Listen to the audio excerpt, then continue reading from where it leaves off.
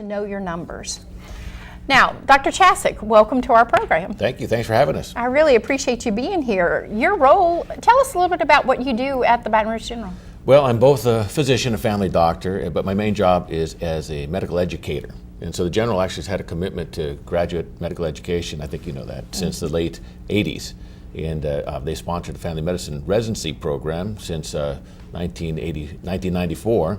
And graduate medical education really takes people who have graduated from medical school. They've been to medical school for 4 years. They're now an MD, but they have to get more training to become board certified. Mm-hmm. So if they choose family medicine as a specialty, they would have spent 3 years with us and then be eligible to sit for their family medicine board certification. So we have a program that does that. The General also has just recently started a new program in internal medicine, which some people go into general internal medicine, but a lot of people go into subspecialty medicine from there. And for the last 2 years, the General has been involved in establishing itself as a regional campus for the Tulane University Medical School, so that when you spend 4 years usually in medical school, all at the same place, now there is a group of people that we take every year, about 10 every year, is our plan for now, that will spend both their third and fourth clinical years at Baton Rouge, the Baton Rouge General, in their clinical rotations on OB-GYN and neurology and those kinds of things, internal medicine. Good. So I'm involved in all of that kind of thing. Very good. Well, one of the things that that I think that you all do very well is deal with the aging. And so, would you share with us just a little bit about what you define as healthy aging? Well, I like talking about this topic because actually one of my other roles is as medical director at St. James Place Wellness Center, which is a nursing facility for people needing 24-hour care, also a skilled facility for transitioning people from the hospital to home. And in that role, we also have a clinic where we see the general public. So we're family doctors. We see people in our clinic with Dr. Yolanda Spooner and Dr. Brian Schulte is just family doctors. But we also see a lot of people from the St. James Place community. And so it's kind of exciting to talk about this topic because we sort of have a little subspecialty in that now, as a focus for ourselves. I think that a lot of times people sort of focus on just the physical part of healthy aging, arthritis and that kind of thing. But really, I'd like to sort of start off by emphasizing the fact that you can't have great physical health unless you have really good mental health and spiritual health as well. Okay.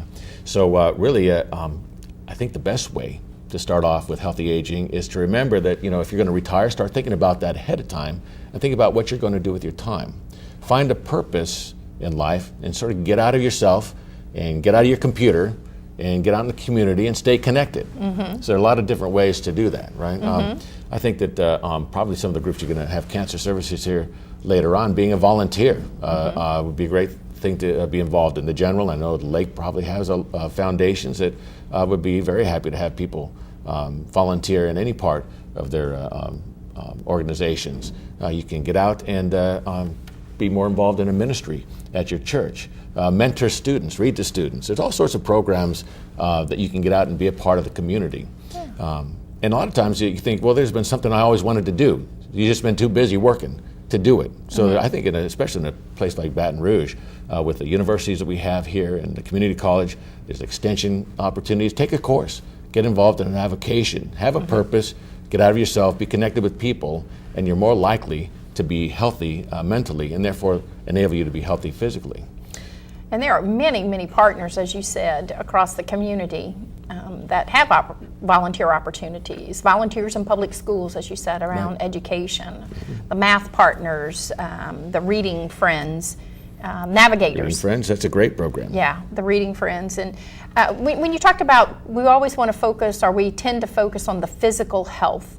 What about physical activity as we age? Well, that's a cliche as always. If you don't use it, you lose it. Okay, and I think that that's true. And people, they don't even notice sometimes that they've lost their strength and their ability to get up out of a chair. Or some people, can't even get down on the floor with their grandkids. Which that's just a simple activity. And why? Because it's hard to get up again. Okay, but you don't want to be like that. You don't have to be like that if you just think about it. So activity, physical activity is very important. I don't mean to minimize that at all. And it's not that hard to stay physically fit. It really just takes some aerobic activity several times a week, 3 to 5 times a week for about 30 minutes. And I'm talking about walking, walking in the neighborhood, walking in the mall, where there's air conditioning, right, and an even surface. There's plenty of seniors. I saw a lot of them down joining me down at the Y this morning, and I can tell you some of those guys could really go. And that's not just aerobic activity like cycling and swimming and other kind of things, but I think it's also important to sort of regain or maintain your strength, and that takes resistance exercise. So I saw a lot of these guys that are much older than me pumping weights this morning, and I can't pump nearly even a third or an eighth of what they pump, but they're really in good shape. And but you don't have to be a weightlifter if you just get and do some resistance exercise, maybe about 30 minutes twice a week. And you think, well, I don't know anything about pumping weights. Well, I don't know anything about it either. I mean, I know a little bit, but if I wanted to, I could just get on the computer and Google resistance exercise for seniors, and you will see a slew of things come up. Anything from videotape instructions to written instructions, and you don't have to do it in a gym. You can do it in your own house. You can buy some small barbells and start off simply. And when I'm recommending people start a program like that, I make sure that they realize if they haven't been doing it, you want to start off real slow. You don't want to get discouraged by the fact that you're pretty sore the next couple of days. But you'll be amazed at how much better you feel. And it's good for your blood pressure and all that kind of thing too. Well, we've talked about, mental and spiritual health and physical activity. One of the things that's intrigued me is the sleep habits as we age. What would be healthy sleeping habits as we continue to age? Well, that's a big complaint. A lot of people have complaints that they can't get to sleep, okay? And a lot of times it's because they're not doing some of the things that we talked about already. Maintaining their mental health and their physical health. Because you have good mental and physical health, you'll optimize your sleep, okay? And it's thought that, and it's, I guess a proven fact that people have less efficient sleep as they age, and they have less of the deeper stages of sleep.